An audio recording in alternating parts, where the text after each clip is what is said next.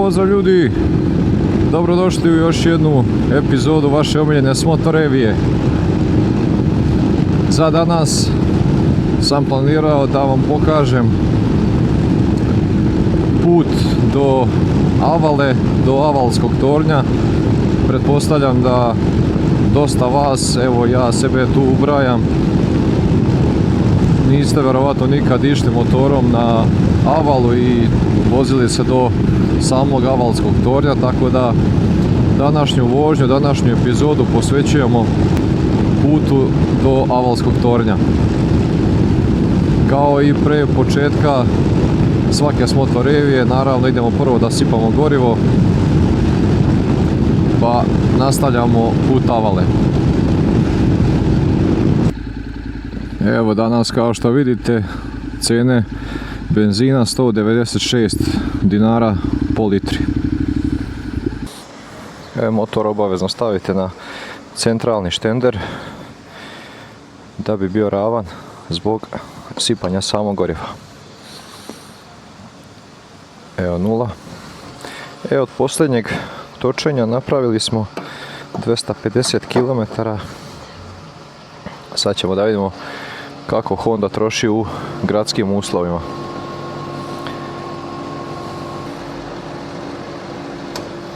Evo vidite, na 7.03 je prekinula. Sad ćemo da vidimo koliko će maksimalno stati. Evo ga, to je to, do čepa kao i uvijek. 9,15 litara, što izađe 1793,4 dinara. Znači da zaokružimo 1800 dinara. Dobar dan. Evo petica.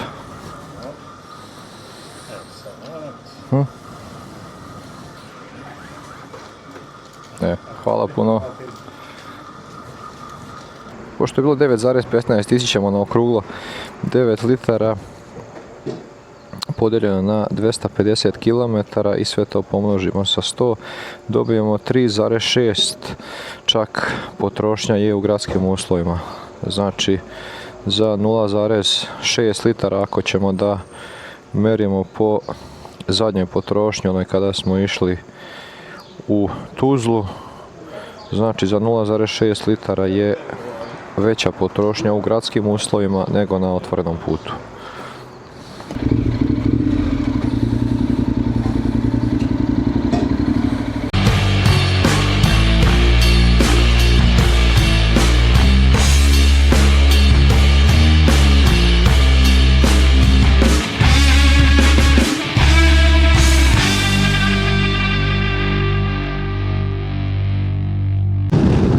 Obično kada idem na ovu stranu prema Šapcu, prema Beogradu, praktikujem, a ovdje sada u mjestu Jelav skrenem levo, evo imate tablu ovdje levo. Starim putem je zanimljivije, ali iz razloga što je danas i lijep dan, pa pretpostavljam da ima dosta i radarskih kontrola, tako da evo ovdje sad odmah se uključujemo na brzi put do Šapca, a posle opet pred samo isključenje pred Šabac ću vam pokazati taj jedan put kojim sam ja praktikovao da idem i sa automobilom, gdje se obilazi autoput i naplata putarina. Evo ljudi, još uvijek smo na brzom putu. Sad ovdje ima tabla Šabac Majur desno. Ja obično praktikujem tu da se isključim iz razloga što na sljedećem isključenju, koje je također za Šabac, malo je nezgodan izlaz jer baš je uključenje na taj put za Šabac ide preko nadvožnjaka i onda malo je nepregledno, tako da ja obično praktikujem ovdje da se isključim kroz industrijsku zonu i onda tamo posle kod Capital Parka idemo levo. Evo vidite tabla Glušci, Šabac, Majur, desno isključenje. Evo ovdje sad na raskrsnici, evo tabla Šabac i Majur desno, a Glušci levo, mi idemo desno.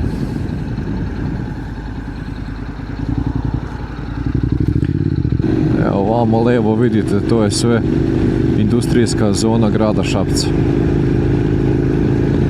Evo sada ovdje i tabla, znači mi idemo na prvo isključenje, to je stari put za Beograd, a drugo isključenje vodi u centar Šapca, a treće se vraćate na brzi put. Evo ovdje Beograd, piše Beograd Loznica. Ovdje samo malo opreznije, pošto nije baš nešto kvalitetan samo ovaj prelaz preko pruge. Evo ovdje još jedan kružni tok, ovdje idemo na drugo isključenje.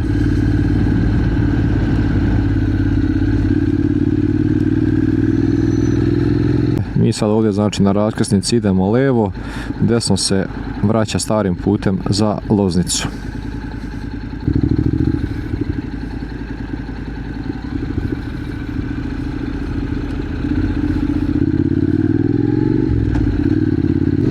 Pred same ove semafore budite oprezni, zato što su ostali duboki kolotrazi od kamiona, jer čitav teretni program je išao ovim starim putem dok nije otvoren brzi put, brza saobraćajnica Šabac-Loznica, tako da ti kolotrazi su još uvijek prisutni. Od Kapitola imate nekih 4-5 semafora do samog isključenja, kada ćemo proći kroz jedan deo grada i preko Starog Savskog mosta nastaviti dalje. Za sve vas koji idete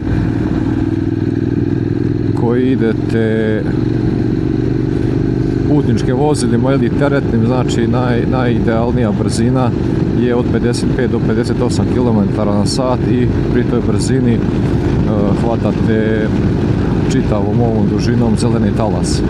Sad također to je, da kažem, taktika koja može da se primjeni pod uslovom da budete prvi na semaforu, već ako ste četvrti, peti i u vreme gužvi kada ljudi se vraćaju sa posla, tada je malo nezgodno to uskladiti, ali kažem, ovo kada se zadesite prvi na semaforu možete lagano da uhvatite zeleni talas. Evo sada ovdje prošli smo OMV pumpu, nakon OMV pumpe idete na isključenje levo.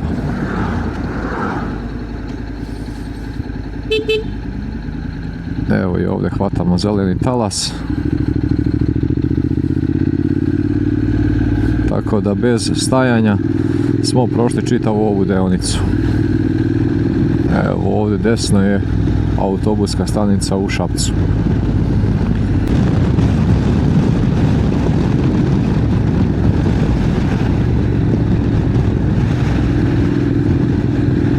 Ovdje imate također kamere pre prelaska mosta, ali one samo snimaju samo dešavanje na mostu. Evo nas ulazimo u mjesto Platičevo. Ovdje sad imamo skretanje desno, na tabli je pisalo mjesto Grabovac. Ovdje idete desno.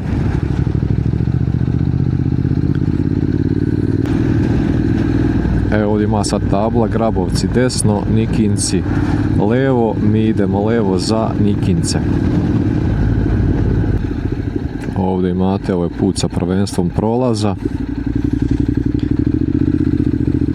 Imate prednost. Evo nas ulazimo u mjesto koje se zove Nikinci. Evo ovdje ovako imate kao na S raskrsnicu. Znači idete ovdje odmah desno, ovdje imate prednost i odmah ovdje skrećete levo.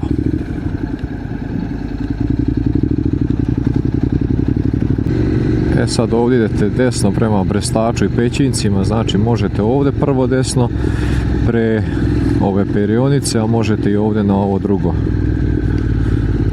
Evo, mi ćemo ići na drugo. Evo, da smo skrenuli na ono prvo desno i zašli bi ovdje. Mi sad ovdje idemo levo.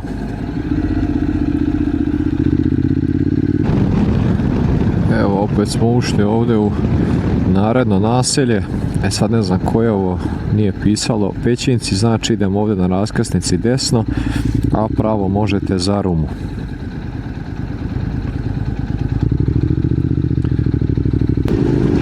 Evo, ispred nas tamo u daljini vidite fabrika šećera, šećerana.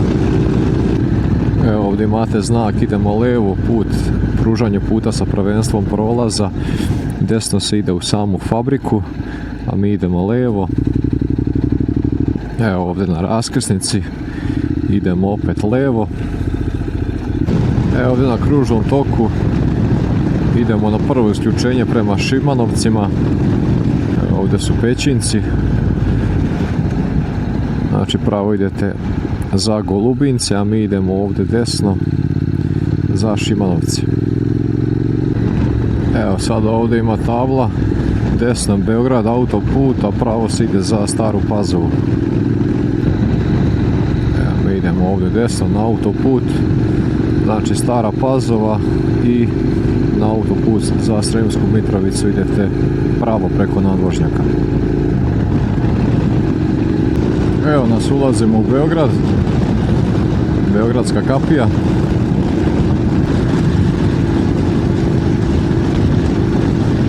Sava centar, Beograd na vodi. Ako vidite od ove zaštitne ograde,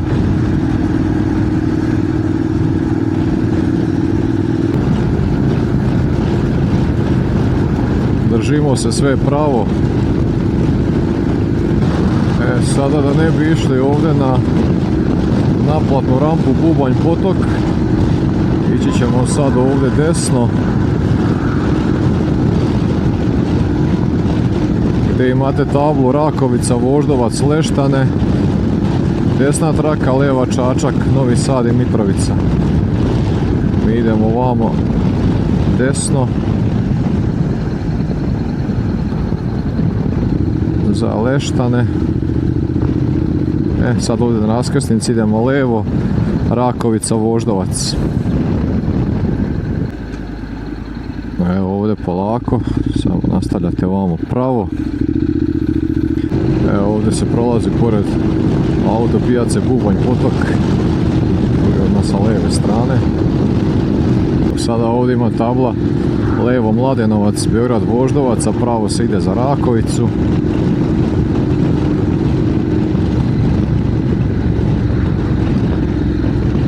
Mi sad ovdje idemo levo, znači levo pokazuje Mladenovac, Voždovac. I na sljedećoj raskrsnici idemo desno, Mladenovac, Kragujevac.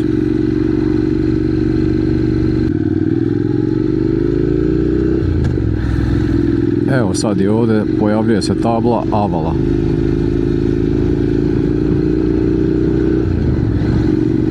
Odavde, od ovog znaka putokaza, znači još nekih 10-ak minuta, pretpostavljam, do samog tornja.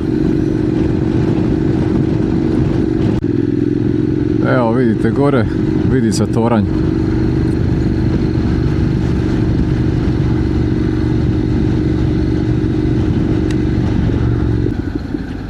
Sad vamo idemo sad na raskrsnici levo. Pravo se nastavlja za Mladenovac, a mi idemo levo. To je onaj jednosmjerni put koji vodi kroz samu šumu do Avale.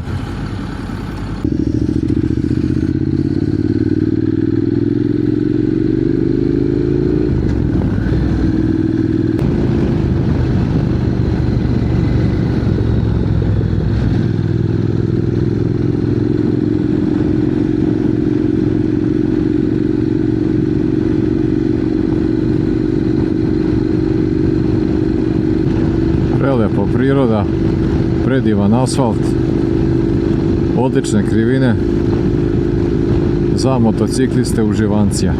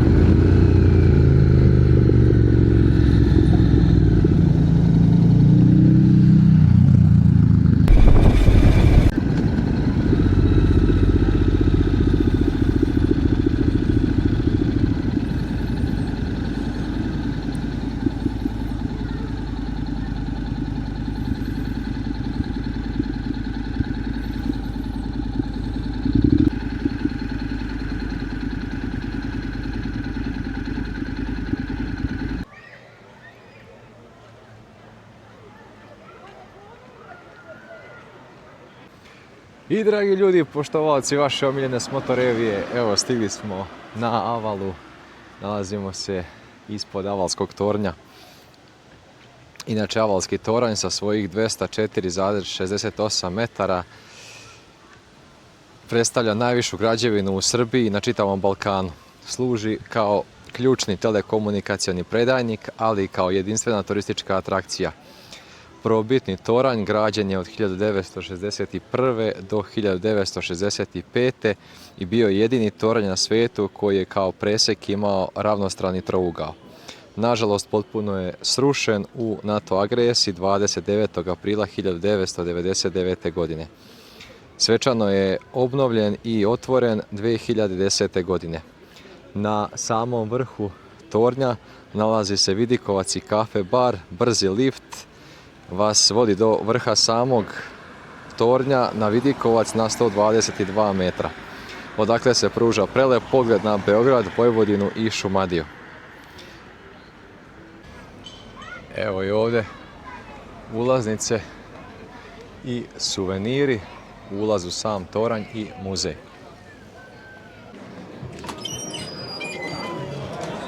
Inače ovdje se prodaju suveniri razni. Ćao. Za ulaznice? Tu kod vas. Samo za mene. 400.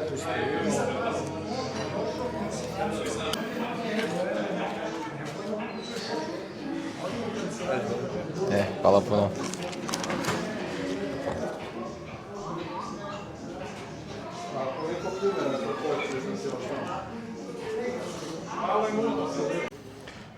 I evo lagano idemo u lift za Avalski toranj. Dobar dan. Dobar dan. Karta. Hvala puno. Aha. Vi ovaj stiskate, tako? Da. Ok, hvala. Hvala. Ekskurzija.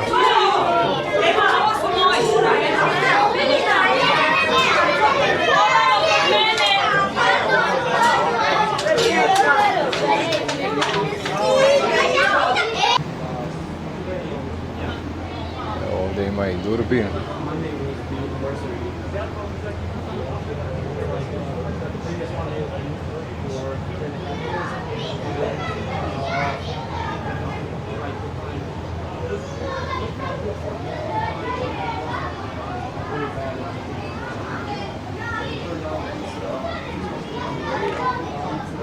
Evo ovdje 1, 2, ako sam dobro izbrojao 4 durbina ima.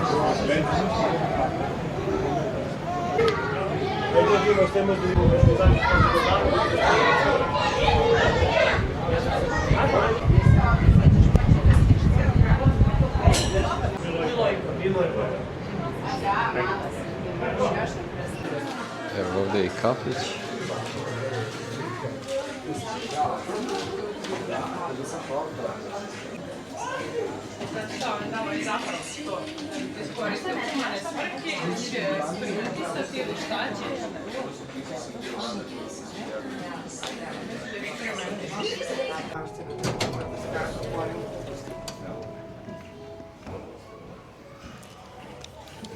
Hvala, prijatno.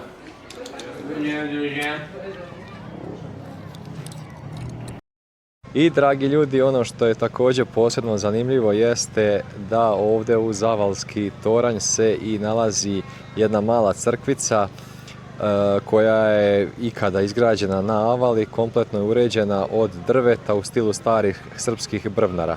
Posvećena je despotu Stefanu Lazareviću, čovjeku koji je Beograd učinio prestolnicom, a unutra se čuva ikona koja je stigla direktno iz našeg manastira Hilandar.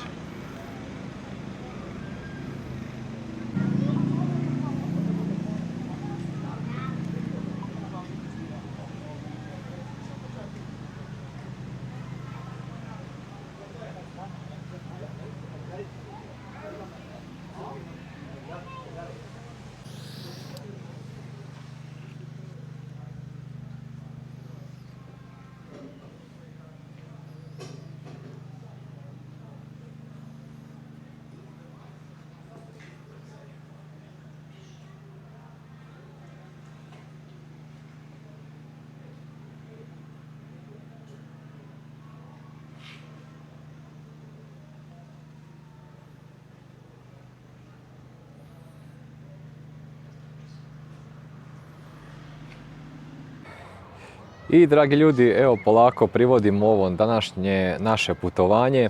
Ako ste u mogućnosti da posjetite i spomenik neznanom junaku koji je projektovao tada u tadašnjoj Jugoslaviji najpoznatiji jugoslovenski vajar Ivan Meštrović. Građen je pune 4 godine od 1934. do 1938. godine. Na samom ulazu u mauzolej nalazi se 8 masivnih kamenih skulptura žena, takozvanih karijatida, koje u narodnim nošnjama simbolizuju majke, supruge i sestre iz svih krajeva tadašnje Jugoslavije. Avalski toranj je još jednom pokazao i dokazao zašto je jedan od omiljenih i najlepših vikend ruta kako za ljude iz Beograda, tako i za sve nas koji dolazimo sa strane. Pogled odozgo sa samog tornja, kao što ste vidjeli, je potpuno nestvaran, a same krivine do vrha su čisto uživanje za vožnju. Mi pakujemo polako stvari, krećemo nazad, a vi mi pišite u komentarima koliko često vozite ovu avalsku rutu i ako imate neko omiljeno mjesto za kafu, za predah, napišite u komentarima, dajte predloge za sve one koji žele da dođu na Avalu. Ako se niste pretplatili, pretplatite se na naš kanal, bacite like i vidimo se opet u nekom drugom videu sa nekim novim avanturama. Ćao ljudi!